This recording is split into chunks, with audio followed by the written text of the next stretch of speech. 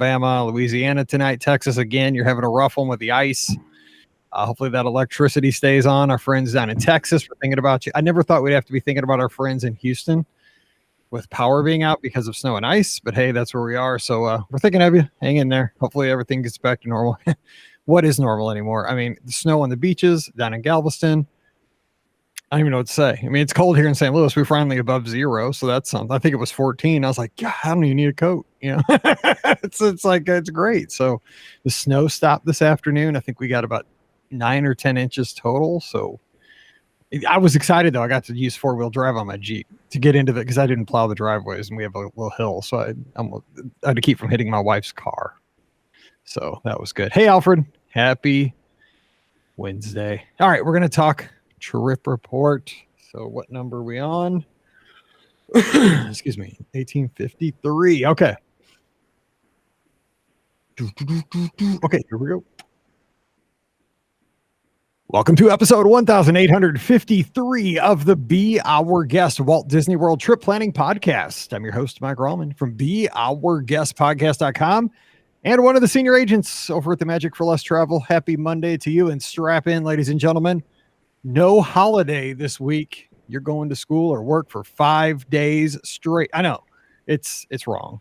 I agree. It's wrong, but hey, we're going to help you get there on this first day of the week by talking some Disney and some great times and fun trips. And we're going to be heading down to the greater Charlotte area, talking to my friend Michael. Michael, thanks for joining us today. How you doing? Great, man. Thanks for having me. It's been a long day at work today, and I was looking forward to talking some Disney. It was a long day. So what do you do for a living? What I just like hearing that, how do you pay for these fun times that we have down at Disney? I work for one of the large banks here in Charlotte, and I won't bore you with all the exciting details, but I work in risk and compliance for the bank. So I don't want to know my risk reward kind of ratio or anything like that. No.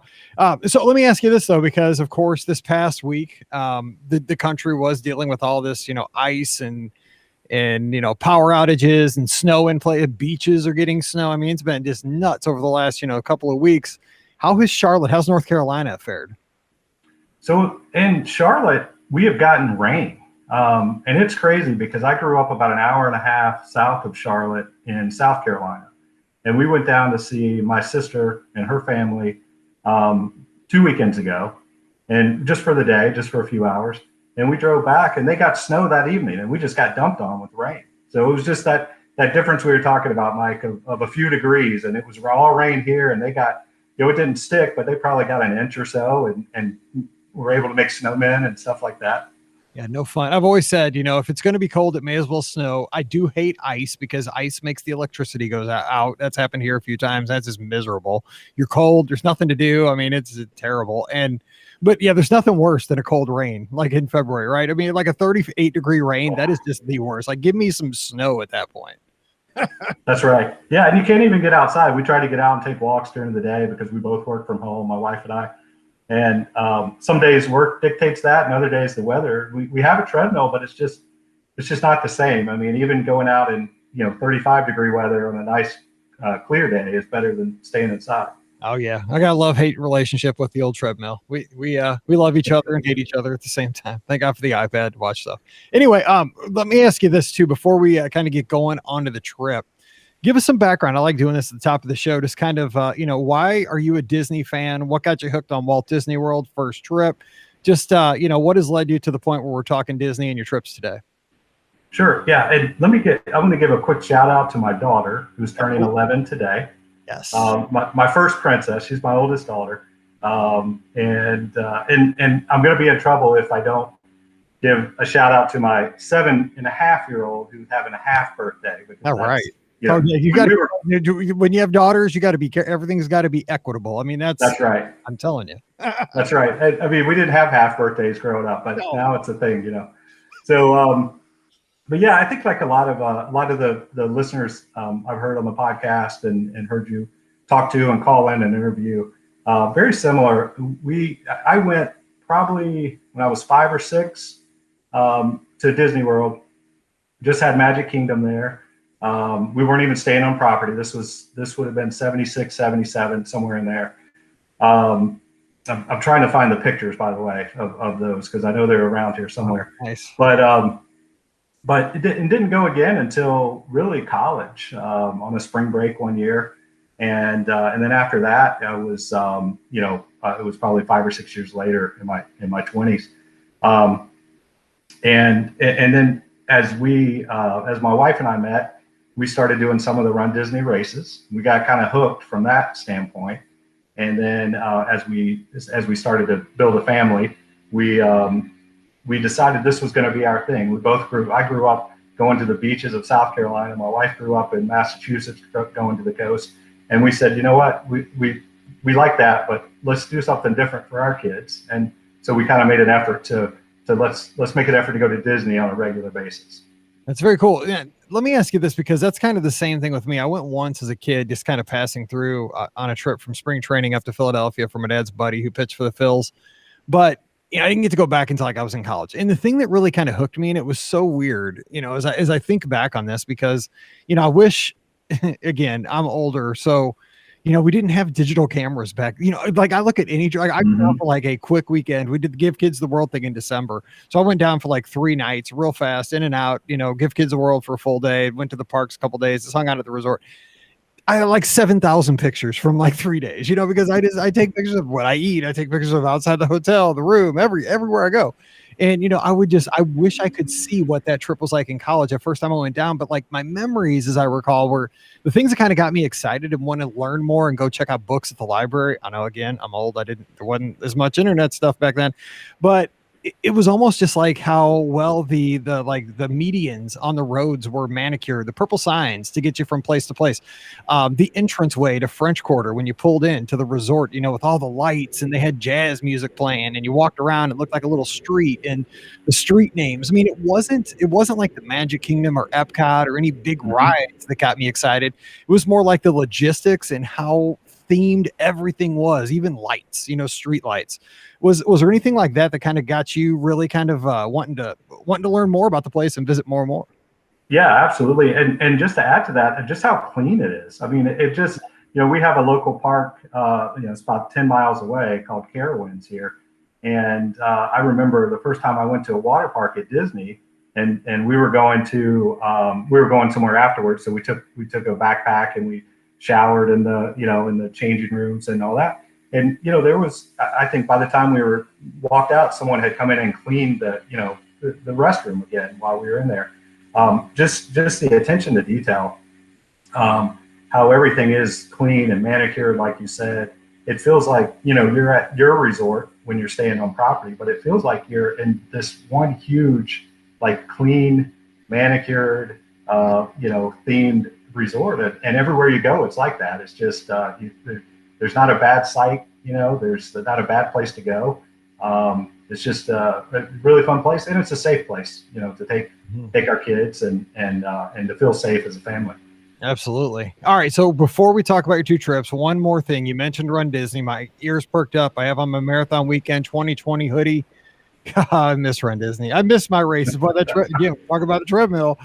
I need to be on that thing for a reason. And if they don't give me a reason here soon, I'm about to lose my stuff. So now you mentioned you and your wife run the Run Disney races. So maybe like one memory or a favorite race or something you really enjoy about Run Disney for our lizards out there that are listening. We got to give them a nugget, man. It's been too long. They need to hear some Run Disney. So give us something. Yeah. So the first marathon I did and the first Disney race I did was 2007, just the marathon. I don't think there was a lot of combination. There wasn't a Goofy then, I don't think, or maybe there was. And then after that, I got interested in doing, okay, well, I want to do Goofy now, because that was something to strive for. But I'll tell you, we had a big group that would go down, and oftentimes even if you train with someone, and I'm sure listeners have had this experience. Either no one's ever feeling the same on race day, right? So you feel like, I'm going to go get my best time, and you leave the person, or they feel like they're going to get their best time. We had a group, I think one time there was about 10 of us, and we stayed together for the whole Dopey, and it was just a blast. I mean, we were slow, but and then towards the end of the marathon, or the second half of the marathon. I mean, we stopped at every place we could. Oh, there's some Tylenol. We're gonna stop there. Yes. Let's get some biogel. I mean, but it was a very memorable experience because we all stuck together. We all went across the finish line together, and we just laughed the whole way.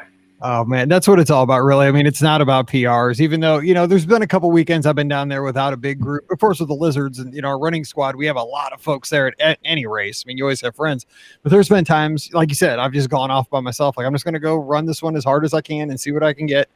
And that's fun, but you're right. The most fun is when you're just hanging out and having a good time. Just, avoiding the sweep is what you're trying to do. Get the medal, finish the race, and just have make as many memories as you can on the course.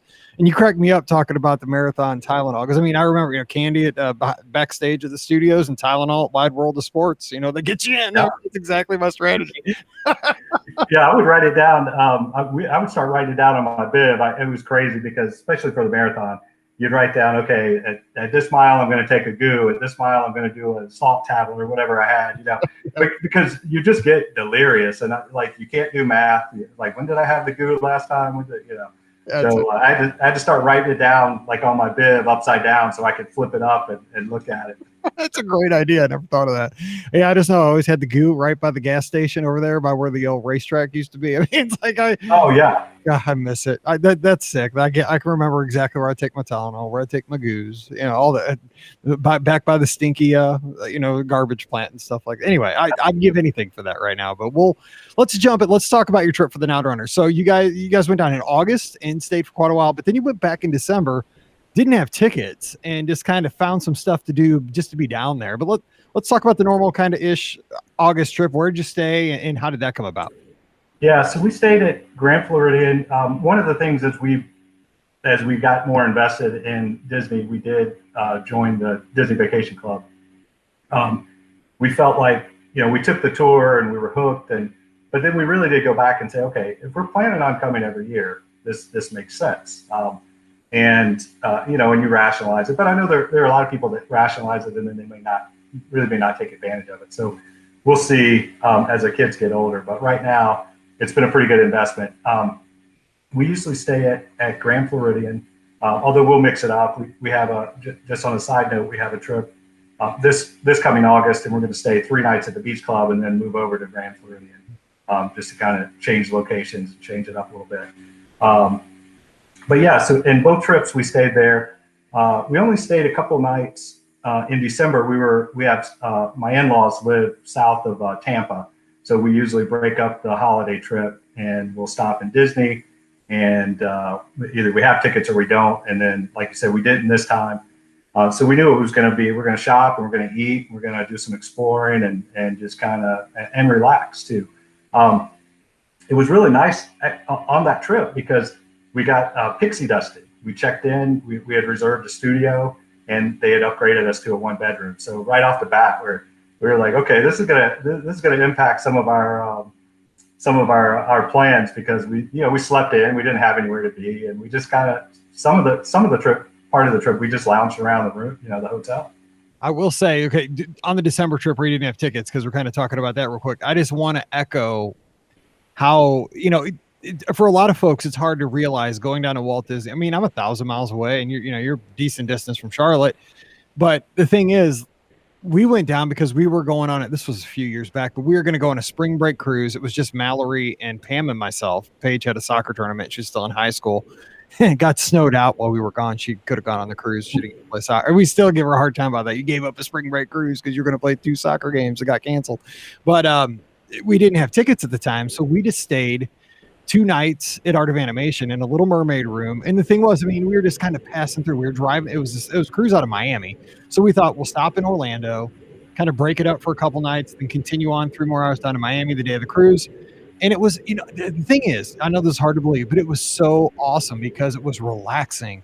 We didn't have to be at a theme park. We didn't have to worry about fast passes back then and so forth. I mean, we went and we played putt-putt. We went to resorts and had meals. We swam at the, the big blue pool. We swam in the Little Mermaid pool because that's what Mallory wanted to do. It was just, it was just like, oh man, I didn't even miss the parks. Now, I don't know if I could do that for like 7 or 8 days, but for like 2 or 3 days, just to be in the bubble and to not have to be anywhere, just go out and just do what you want when you want it. And it was, I think more Disney fans would enjoy that if they would give it a shot for like a weekend or, maybe a 3 or 4 day weekend.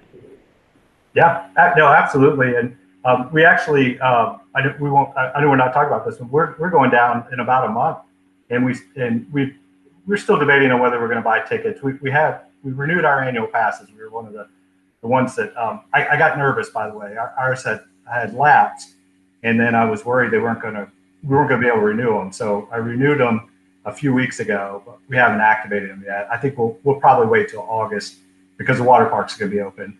And we're staying at the beach club. But yeah, right now we're not planning on going in the parks, but we want to get away, because between December and August it's a long time to go with just staying at home because we're not planning on going anywhere else right now. Right.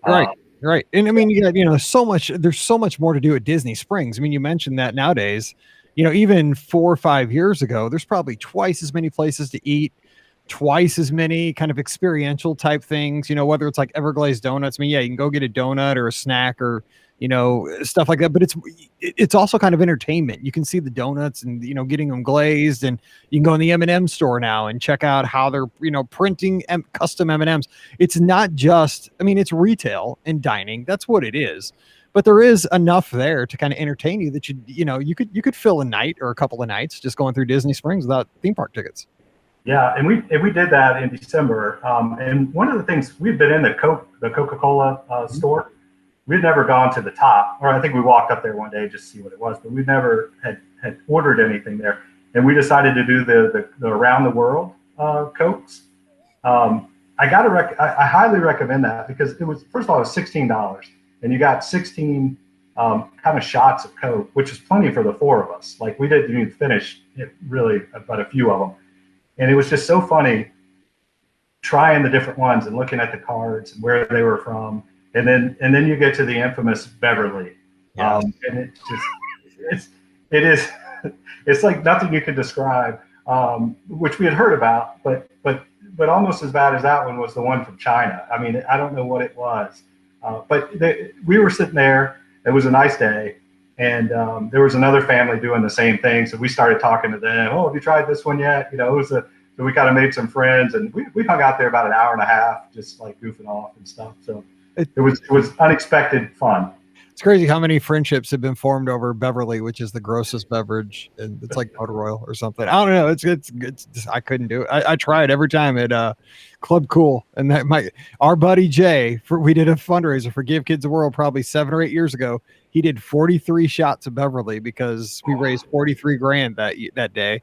Okay, that's a good reason. Oh my God, I think he hurled afterwards, so it didn't end pretty, but it was all for the kids. Give Kids the World. God bless you, Jay. Love you. Okay, so let me ask you this too. So when you went in August, I went in August too with Mallory because as a Disney fan, as a podcast, I have the podcast, but I'm a Disney fan. That's the bottom line. Like, I wanted to be there just for the history of the parks had reopened in July. The world was so upside down still in August. I mean, it's crazy. And I just had to get out of the house. I mean, I had been staying in, and, I work from home anyway all the time now that the last 3 years. And Mallory, wasn't in school yet. It was still summer break. I mean, they were giving away airfare. I had an annual pass. Mallory had one. Got a steal of a deal at Pop Century for a few nights. I mean, it was literally, I probably couldn't have gone to Six Flags cheaper than, going down to Walt Disney World for a few nights in August, beginning of August. And it was a whole different world. But being there in August, I mean, it was still a ghost town. It's not that way anymore. Now the crowds are less, but it's not. I mean, the Magic Kingdom, I swear, when we left Liberty Tree Tavern one night, we were the last ones in the park. It was nuts. So do you have any memories of, because you've been many times, and then that first time back in August, how things were different, but how things maybe felt for you guys? Yeah, we were shocked most of the days that how low the crowds were. I mean, we were expecting it. We had heard, and also, even though we went a month or so after it reopened, there was still that fear that it wasn't going to be open by the time our trip rolled around. We had canceled. We were supposed to go in June originally, And then we had a spring trip in April, and we had to move both of those, or cancel the April one, move the June one. So I think we were still a little hesitant, even up to the time we were leaving, like, because you just had no idea. It was Florida. Was Florida going to close its borders? Was Disney going to close down again? Just a crazy time. But and also, I know you like this topic. Like we were at Grand Floridian, and most of it was shut off by the NBA bubble. Yeah, we were peeking. We peeked over the fence every time we rode the monorail when we were there. Yeah. Yeah, and it was crazy. So the only place we had access to, which is fine, we had the main building, which there really wasn't any reason to go over there. The bar was open and one of the restaurants, and then the DVC building, and even on the second floor of the main building, if you were in the bar, they had all the windows frosted out, so no one could go up there and look and see what was going on inside the bubble. And I saw one lady who was trying to be inconspicuous. And one day, and she's like walking near the blue fence, and man, these two security guards just converged on her. I mean, they were nice about it, but anytime you look like you were getting close to the blue fence, their ears perked up and they were coming for you. The best was my buddy Scott was down there. He went quite a bit during this time, and I wasn't there yet. Well, he went down right after it reopened and stayed for 3 weeks. We were just there for the last few days of his stay. He stayed extra because we were coming down, and he was working from Old Key West, and he went over to the Grand, and they had you probably remember they had a barbershop set up, right? Like a temporary barbershop, like near the fence. And so he's like, I'm going to go park next to the fence because the barbershop is where all the gossip happens, right? I mean, that's where everybody talks. And he's like, I can hear people talking. I can't really understand what they're saying. I'm like, oh, you're going to get tased or something's going to happen to you. Because I mean, but he was exactly right. Like, set up camp next to the barbershop. You'll find out everything that is going on, man. But I mean, like when we look back on this 5 years from now, like how weird is it going to be that we're talking about a barbershop set up in the middle of the Grand Floridian for the NBA players, some of the richest athletes in the world. Yeah. I mean, it was literally, probably, I don't know, 30 yards from the marketplace. I can't think of the name of it now. And we took a picture of the top of it because it had the logo all lit up at night. I did hear a funny story. I was watching some of the playoffs when we got back, and they were talking about the barbershop. And one of the guys on TNT said they had heard from one of the players that they let all the rookies try out the barbershop first, since it was since they had popped it up. They're like, yeah, we'll let them check it out first before we go in there. So, see if your hair gets jacked up, and then we'll see how those Disney barbers do, those Dapper Dans or whatever they call it. I can just hear them. Yeah, those guys, they sing to you. It's Disney. No, anyway. Okay, so let me ask you this: you have two girls, and you went down as a family. So, how was that? Because that's one of the questions we get the most, and I can give my answer, but I'm one person with one kid that's gone with me. What was the experience like with the kids as far as masking up and social? Disney calls it physical distancing, just the modifications of a Disney vacation. How was it for you? Yeah, I think it was definitely more of an adjustment than it is now when we go. Like when we went in December, of course it was cooler. But the kids, when school was let out, they didn't go back to school. So they weren't wearing a mask very often at that point. So then going, and we typically go in the summer, so we expect the heat. But there were a few times where we were, even walking around. It was, you were down there. It was pretty hot. Yeah. And it can be difficult to breathe. There's not many hills, but you certainly know when you're going up one in a mask in August. Yeah. But they did really well. We would take breaks. I think it helped too. Going back to your earlier point, the crowds were low, and so we weren't in a big hurry.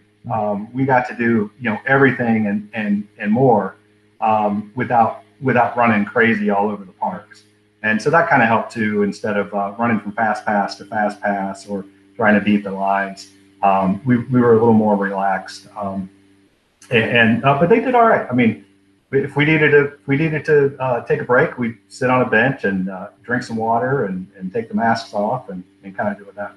I mean, we knew the rules, so we weren't if somebody's mask was below the nose and Disney called us out, we're like, yeah, okay, got it. Yep. Yep. I mean, because the thing was still in August, it was more of a learning thing, right? You said exactly what was true of me. Like I didn't leave the house much because again, I didn't have a lot of reason to leave the house. I mean, if we got something from Target, we got it where they just put it in our trunk. Like I just pull up in my Jeep, push the button, it put my Coke Zeros in the trunk. I never went in a grocery store.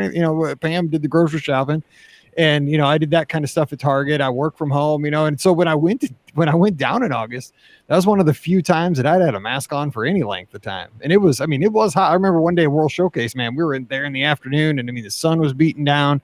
It was smoking hot, and that mask was getting me then, because it was just something I wasn't used to for like an extended period. I can have it on to run into Target if I had to run inside for 5, no big deal. It's air conditioned, but it was an adjustment. But I think people, there's no good about this right now, but we're in February and moving into the spring where it's almost been a year. And the thing is, with anything else in life, right? People are starting to adjust and get used to it. Probably the mask technology is getting a little better. I mean, I remember the first couple I got were like, I joked about them on here. It's like putting underwear on your face, man. They were so thick and they were just like totally uncomfortable. It was like brutal.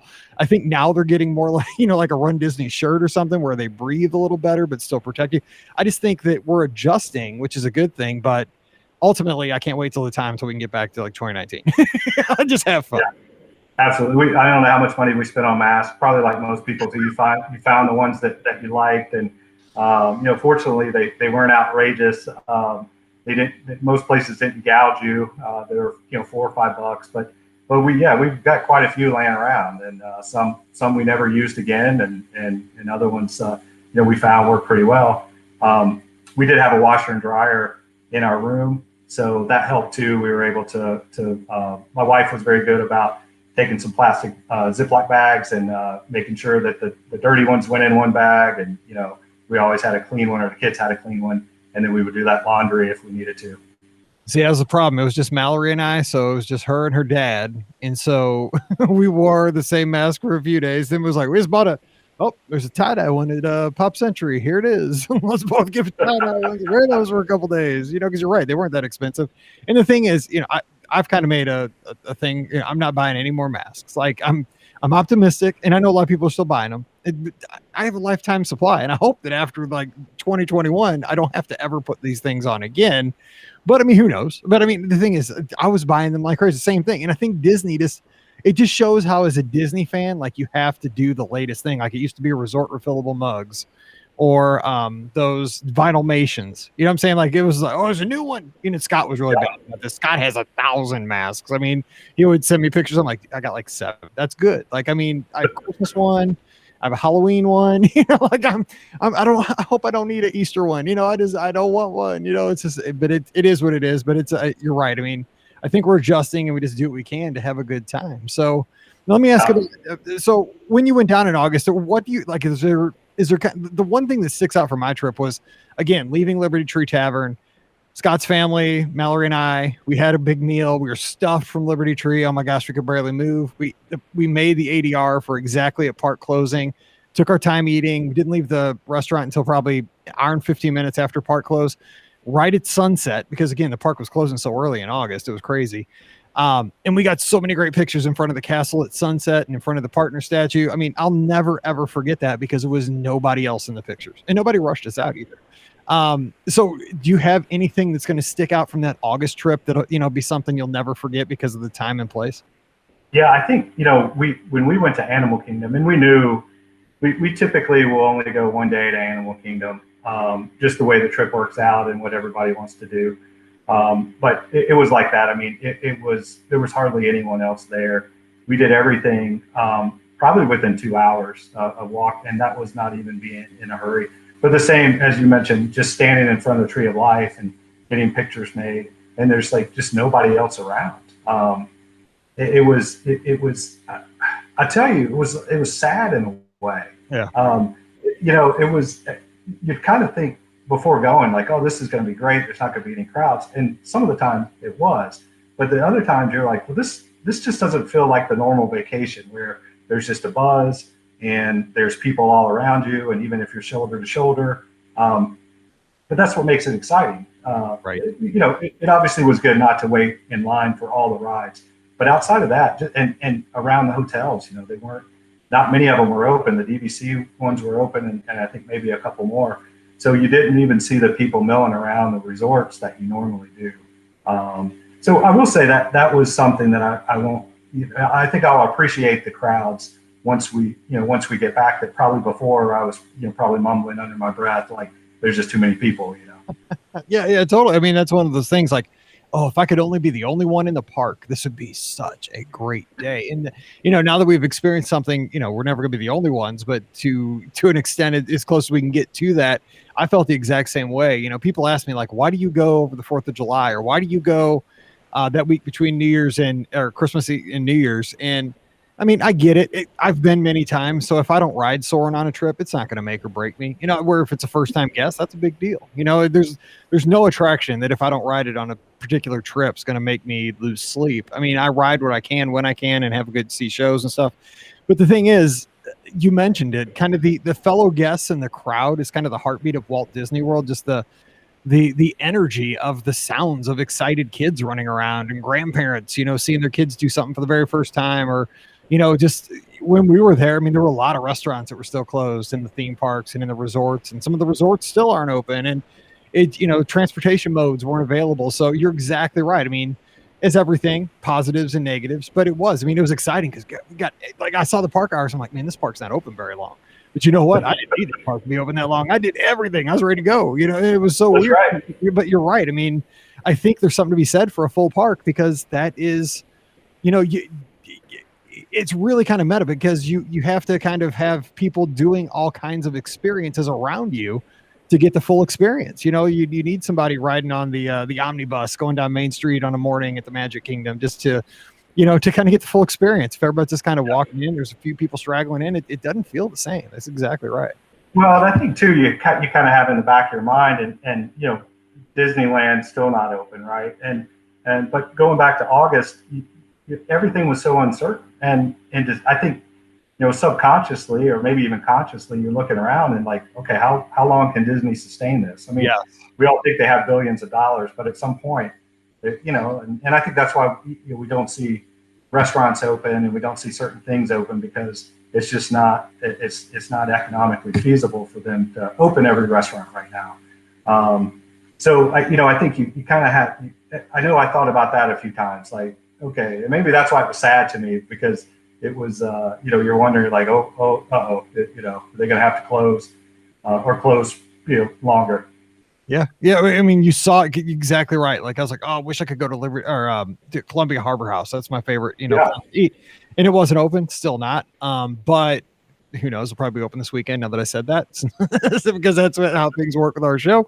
But it was just, you're right. I mean, but the thing is, as somebody who works in, manages my own business, my own travel agency, clientele and so forth, is that, you got to do what you can to survive, right? You got to cut back. I've had to cut back a lot this year. Everybody's had to cut back. We've had to kind of tighten the purse strings, and Disney's no different. If it's fewer experiences for a little bit, and then they can just reopen things as the virus allows and as travel picks back up. Hey, that's, what, if we got a small term, sacrifice there to get everything back, I'm fine. I think Disney, I don't know. I mean, you work in business and in banking and so forth. I think Disney's doing a pretty decent job. I mean, you see a lot of negativity on social media, but I think that, they have to do what they can to survive, like you said. And I think they want all those cast members coming back to work, but I mean, they have to pay the bills. And I mean, admissions into the park are what pay the bills, heads in the beds. And it's just not where it was for a little bit. So I hope they hang in there. I think we'll make it, but I mean, they're doing the best they can.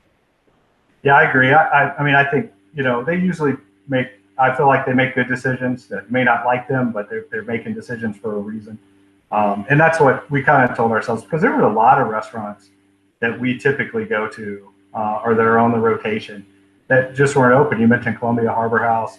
Our favorite is Ohana, and we had planned to go there in April, and then we in the August trip, we were like, all right, this time we're going to go there twice, because we're going to do the dining plan. We're going to go in the beginning of the trip and the end of the trip, and that didn't happen. And then we were hoping we could go in December. Wasn't open. So we really missed that.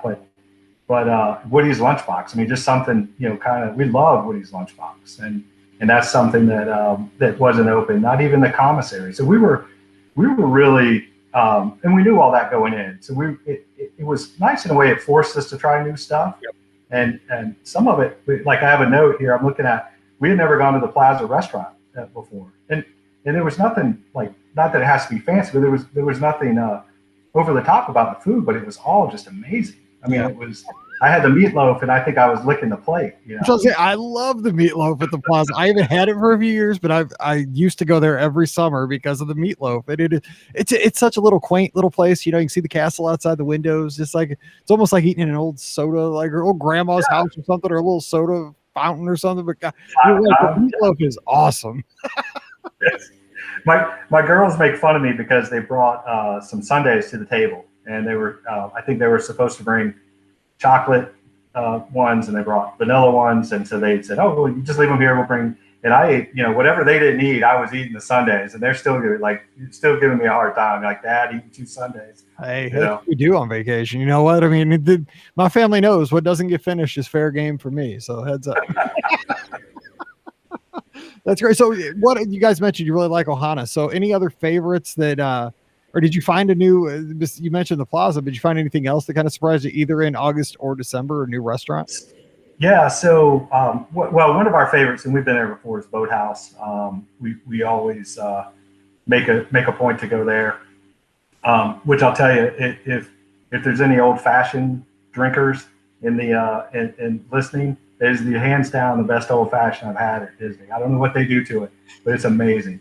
But we went to Art Smith's brunch. First time we've done that in December. That's dangerous. I cannot. Oh, that I just you said that, and I just got pain in my side. I'm like, oh, I can't. I walk out of that place, I just need to call an ambulance.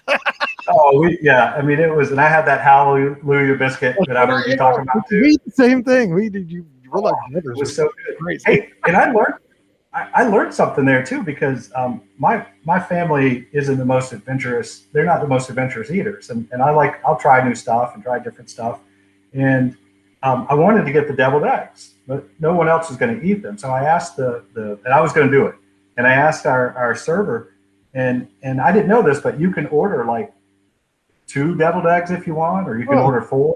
You can order 1. They just prorate the price for you, and they'll bring it out to you. And same with the donuts. Nice. Yeah, you sound too much like me because I have 2 daughters, picky eaters. I'm the only adventurous one, and you're right. Deviled eggs, boy. I think they're called the church ladies deviled eggs. Oh, no joke. Those things are good too.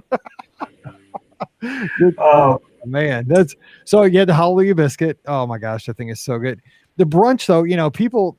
That's one of those things you only get to do on the weekends, and it's a quick ADR. But man, I'm telling you, if you get an opportunity, if you're down there, everybody should give that a shot. I mean, if you're into like comfort food, if that's not your jam, it's not probably your thing. But you know, I'm one of those people that, besides Mexican food, like if you put me to Cracker Barrel, poof, I'm good. You know, it's why I love Olivia's. It's comfort food, and you know, that kind of stuff is just it's exquisite. I love it. It's so good. My daughters wanted to go there the next day, and my 7-year-old, she got the French toast, and it came on the Cuban bread. We didn't know that. It just said French toast, and she wanted to have. I mean, we almost ordered another helping so our other daughter could have some. But we looked. You know, the brunch was really a good compromise because it had my wife's favorite dish is the fried chicken and donuts, and she split that with my older daughter, and I got to do my own thing, and so it was really a good experience. Had all the food that we wanted, and then some. We didn't feel like we missed out on anything because we were on the brunch menu instead of the dinner menu. They highly recommend it. Oh, absolutely. Okay, so let me ask about your girls. What are some of their favorite things to do? Because again, vast audience, a lot of folks planning trips for the very first time, or you know, maybe they're taking their grandkids and they want to really do something special. For girls your age, like what is how to mean? Is it? I don't know, man. Is it Frozen Ever After? My youngest is 13. My girls are quickly growing up. It goes too fast. I'm telling you, you know, she's fine to be on TikTok and Instagram now, which I'm like, no, but her mom let her, so she's on there a little bit, but we monitor everything, by the way, but she's a cheerleader, so it's weird. So what are your girls into? Like, what is Walt Disney World? What do they like to do? So they really will ride almost anything. Our 7.5-year-old is a little, like, she's just kind of warming up the Splash Mountain, but she's starting to like it. She did ride Space Mountain this time, or last August for the first time. I mean, she's done most of them except for like Rock and Roller Coaster, and she's even done Everest. So she likes those. Her favorite ride is Small World, and Pirates, and and the Barnstormer. And I'll tell you, Mike, this was a first trip for us where my wife and I got to ride stuff together, and the kids could ride stuff because they were old enough. So we did Toy Story Mania. That's one of our family's probably favorite like family ride. And it was the kids against the adults, which that never happened before because we always had to be with the little one. And even it was funny. I got some pictures. It was a little teary eyed, but seeing my both girls waiting in line for the Tomorrowland the Speedway. And we're sitting under the shelter and we're watching them, and they're waiting in line. They just, it's like they're just growing up, like you said. So, and they get out there, and of course, they're going like half a mile an hour in those cars. And, yeah, but it was just something. They were just so like proud that they got to do something without mom and dad. Oh, that is a great one to turn them loose on, though, because that way you don't have to endure the 7-minute ride of them just thumping off that middle bar. Boom, boom. I mean, I've done that many times. Oh, and the fumes. I mean, the fumes will get you, especially on an August day, man. It's like, But so they did that. Our oldest one, she did Space Mountain by herself. Like that was a big deal for her. She went in and we waited for her, and she rode by herself, and then I rode with her and our youngest so that she could do it. But they like. I mean, I think Slinky Dog is probably everyone's favorite in our family. They love that. The alien saucers. The only thing we haven't gotten a chance to do, we didn't do Rise. We couldn't get a boarding pass when we were there. But that's really about it. They like the Smuggler's Run. We did that, and Mickey and everybody loved Mickey and Minnie's Runaway Railway. Yep. Yeah, that's right. I mean, we were just blown away by that. We didn't know what to expect. Cool. Yeah, I think in Epcot, my youngest one's all about Figment, and we love Living with the Land. I mean, just that we could just coast on that ride like all day long. Yes, that's so yes. I love Living with the Land. Yeah, I've named a lot, but I mean, we typically try to do most of the stuff where we can, and we're like you said, if we don't get to do Soarin' or we don't get to do Frozen. We know we're going to be back with 6-8 months or whatever, and we'll knock it out then. So we typically have a good time. We spent a lot of time at the pool this time too, because going back to the reduced hours, but you didn't really need longer hours, so we did more pool days than we normally do. The kids, they're finally they've been at an age to enjoy the pool games, but they haven't always enjoyed it, and so now both of them were playing games together. Just really having a fun time at the pool, and it allowed my wife and I just to kind of sit back, and we could watch them, or we could grab a cocktail and just sit in the lounge chairs.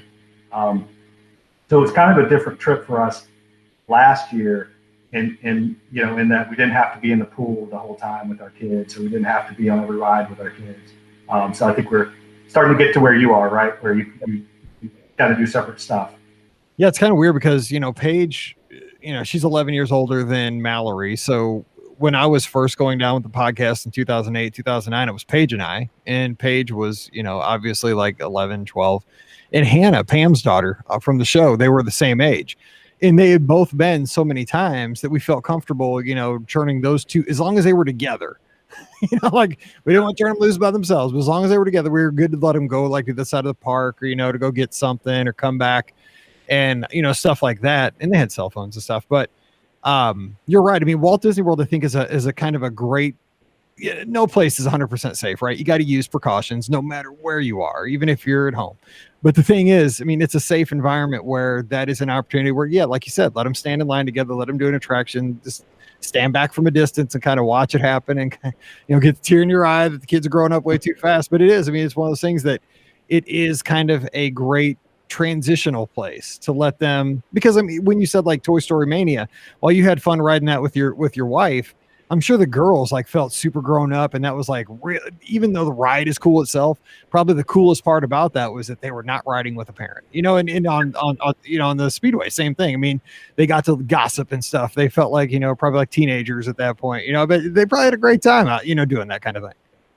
Yeah, they did, and even simple things like letting our oldest walk over to pick up some food at the I still can't think of the place, the Grand Floridian Market, where we'd order it, and we could see her almost the whole way there. And like I said, she went by about 5 security guards for the NBA. So I mean, it was pretty safe, and we could sit on the balcony and watch her. But just something like that. I mean, she just felt like she was 18, and she acts like half the time, but yeah. She was. But just little things like that we wouldn't let her do here. We not going to let her just walk to the other side of the neighborhood, for no reason. But she really enjoyed that type of stuff, and so more of that come. We've been having the conversation of, when do we let them, if we want to do one thing in Magic Kingdom, when do we let them, like you said, stay together and go do something they want to do, and then meet back somewhere. So we're getting close. It's a tough, there's no right answer. The thing is, I think it'll just feel right when it's right. That's because what somebody else says, that doesn't matter. It's what you feel and what you're comfortable with. Yeah, that's fine. I think I want to say Ghirardelli's, but it's Gasparilla's, right? Isn't that the Gasparilla's? Yeah, that's right. Why am I thinking Ghirardelli's? That's a chocolate place, but I knew it was like with we went there too. Yeah, at the Disney Springs. Yes, I've been there many times. Yeah. Back in the day, you get your little piece of chocolate for free. I don't think you get that. Oh, I know. Yeah. Well, one of the things I was going to mention, back home, our neighborhood pool was open, but we have a really big slide, and they decided not to open it because, again, everybody's trying to figure out how to deal with COVID and how to safely deal with it. And what it really came down to was they didn't want the neighborhood to be sued because someone said they got COVID on the slide. So it makes sense when you hear the rationale. Didn't like it because our youngest had just gotten tall enough to go down the slide last summer. So it was heartbreaking to tell her that. But at Disney, fortunately the pool that wasn't in the bubble was the one with the slide. So she wore a track out from the pool to the slide and down. I mean, I don't know how many times she went down, but it was great because she got her slide fill for the summer on that week we were there. So it all worked out. You know what? That's cool because, I really do feel for kids. When we grew up, you just had your benchmarks. You did. I remember going off the high dive at Bangor Park. It was a big deal that summer. I was like, oh, it's time I can do you felt like you're jumping off the Empire State Building back in the day. And I think it was 10 feet. I think they've taken it out by now because I don't think they even trust kids to jump off a 10-foot diving board at this point. But it was, it was a big deal. That's kind of as you move through childhood, that's what you did in our little town. And kids last summer, they a lot of things they missed. I mean, of course, high school graduations and stuff like that. But I mean, even small things like that, you look forward to that, or the fair comes to town, the county fair, and you were going to do that ride with all your friends from school, and kids missed out on that. So it's great that, we got to give kids an opportunity to do similar things, and in this case, probably more fun things. But yeah, it is kind of what you make of it. And I've loved talking about this. This is awesome. So let me ask you one last question before we get out of here. You guys have more trips on the horizon. So how do you guys around the house plan, prepare for a trip, especially with the girls? Do you guys talk about it a lot? Do you, kind of get input from everybody as to where you might want to, like you said, you're going to go over to Beach Club, I'm guessing for Stormalong Bay to have some pool time over there. How do you kind of keep it all going to kind of keep everybody excited till that next trip? Yeah. I mean, a lot of times because, well, I mean, even with DVC, there's still that window that you're always looking at. I mean, it doesn't matter if it's DVC or you're or planning fast passes or ADRs in the old days, where there's always a window that's coming open. And you know this, Mike, because it's probably every day you've got multiple windows open for guests, I'm sure. And, but so it's really kind of, we keep on track of it. Like I said, we invested in DVC, so we want to make sure we get that we get the places we want to stay if we can. So typically, I'll kind of start throwing out dates to my wife, and she'll kind of check and make sure the kids' schedules with dance and other stuff don't collide with that, and then we'll kind of lock it in. And then now before COVID, You'll probably appreciate this. I had a spreadsheet. Every year I made a new spreadsheet, and I would put the days on there, and I'm like, okay, where do we want to go? And I'd have all that ready to go. And then at 7 o'clock, whatever, the 7 o'clock in the morning when the ADR is open, it was like, all right, got to get VR gas, got to get, whatever. And we kind of approach it that way. We start filling in the pieces, and the same with fast passes. I think now it's been a little more laid back. Even in August, we actually just talked about it a couple weeks ago because we had to make the park reservations, but it wasn't too bad. We're going to be at the beach club, so we're going to be in bouncing back and forth between these two parks, and then we'll hit the other two when we move over to Grand Floridian. So it's kind of it is kind of a family, kind of a group planning. Once we start getting into it, the kids get excited. And one thing I didn't mention is, and this, there's always something new there. I mean, even if you go 3 or 4 times a year, there's always something, like the donut shop, or we just missed Gideon's in December. It opened a couple of days after we left. So there's always something. When we go back in a month, the kids they're dying to go to the M&M store. That's so I think that's another way we keep them excited. We kind of keep up to date. Not as much as Ricky does, but we read. We get the blogs and the Facebook feeds and in a couple of groups like that, and so we're always seeing the latest news. Gets us excited. And for us, I mean, I do this all day, every day for guests. So it's one of those things. I'm kind of bad for my own family because by the end of the night, like the last thing I want to do is like plan another, like work on my trip, because my trip will be fine. Like I'm the worst, and Pam Forster is exactly the same. We're both the same way. We're like, we're surrounded by it all the time, which we love, but it's like our trip, it'll be fine. But what I enjoy is kind of the informal plans of, for example, I was driving my daughter to cheerleading tonight before the podcast, and we talk about it. She saw a commercial today. She has, what was it? Again, it was the M&M store in Gideon's. We were talking about that because she saw something on TV about Disney Springs. And, it's not that we put anything in stone, but it's just the fun that, we've been there. She likes, because she's been there, now she's invested. And so we talk about it, and that makes me happy because I like talking about it. So, we'll do that next time. I don't know what day we're going to do it or what time, but we'll go to the M store. We'll go to Gideon's, and I'll eat a cookie. We'll have cake, I think Scott said. So we'll have a good time. But I wanted to mention one other thing that was just kind of, this is one of those that you mentioned, asked about experiences. We found this is kind of odd at Grand Floridian in the DVC building. There, it goes up to the 6th floor, and there's rooms up there. But if you ever, we had never noticed this, but there is one side of that building, or one wing of the building, only goes up to the 5th floor. So there's literally a door, and we checked it out, and it's just this long hallway where rooms normally would be, except it's the roof. I mean, not the roof, but right under the roof. And it goes to the emergency steps. So it's a secret hallway. And our girls got the biggest kick out of it because it felt like and on the last night we had some popsicles left because we had bought some at Publix. And so we had we had a popsicle club, secret popsicle club meeting in the hallway. So what is this? It was like the attic or something? I mean, what is this? Sort of, but I mean, you're not going anywhere out of the ordinary. It was on our floor where we were staying. It's just, instead of going down one wing to your room, it's basically an emergency door, but it leads to the stairs. So you can it's a legitimate place that you can go. But it was funny though. My youngest one was really nervous, like we were doing something wrong. That's my daughter. Totally my daughter. We're good. We're getting in trouble. Stop, Dad. Oh, we're gonna be. It's just this hallway. It's just a hallway that goes to the exterior.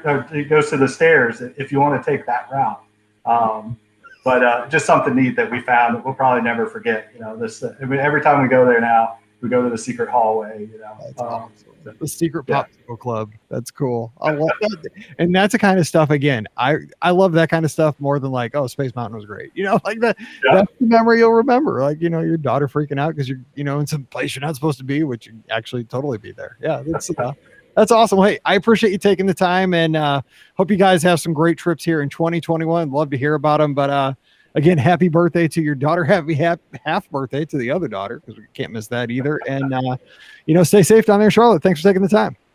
Yeah, thanks, Mike. Thanks for having me on here, and always good to talk Disney. All righty. Don't forget today's show brought to you by the Magic for Less Travel. Check them out today over at themagicforless.com. Of course, we are booking 2022 packages now for part of the year. Now, again, we still have the $499 rule. We can only book out 499 days. And Michael mentioned earlier, I know all those dates in my head. I know it's recording on a Wednesday when I'm recording this. 499 days from today is July 1st, 2022. So we can get through the beginning of July and into 2022. So if you're looking at that trip, if it's been delayed by COVID or just, hey, you just want to be an early bird. I know a lot of folks, people are booking rooms for Marathon Weekend 2022. Crossing my fingers. Princess, we're just guessing at dates. We're hoping it happens. But if you want to get that on the books, and of course, 2021, great discounts out there right now. 2 free days of tickets for some packages, some dates.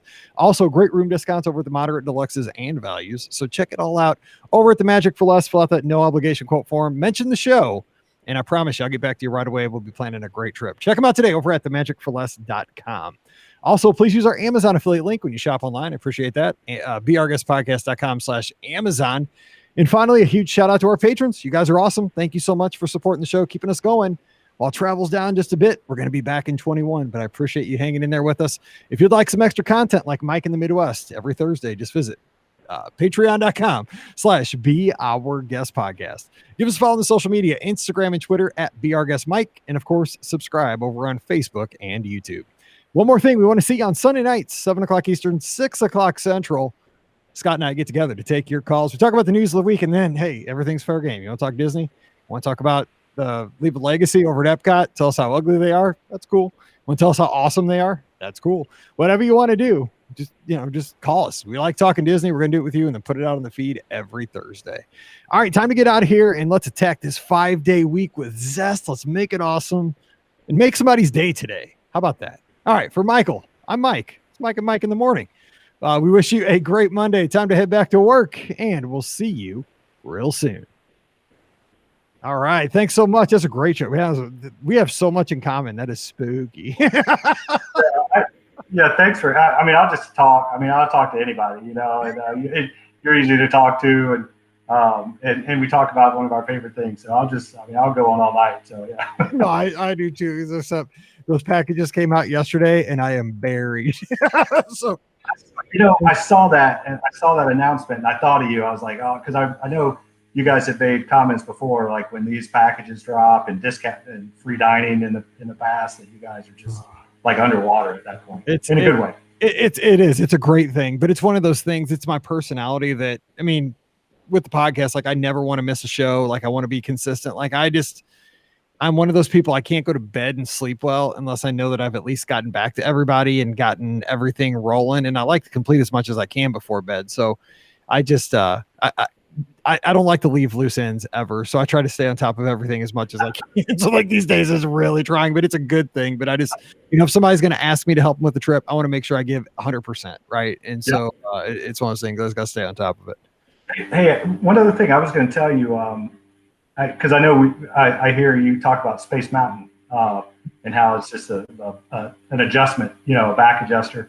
I don't really like it, but one of the things with some of those dips, it kind of cranks your neck and like down and up at the same time or something. I don't know what it does, but this past time or in August, I found if you sit in the very back of the second car, so the 6th seat of the little train, you can kind of see, unless it's the Halloween one, you can kind of see what's coming because you see the people ahead of you kind of moving a little bit.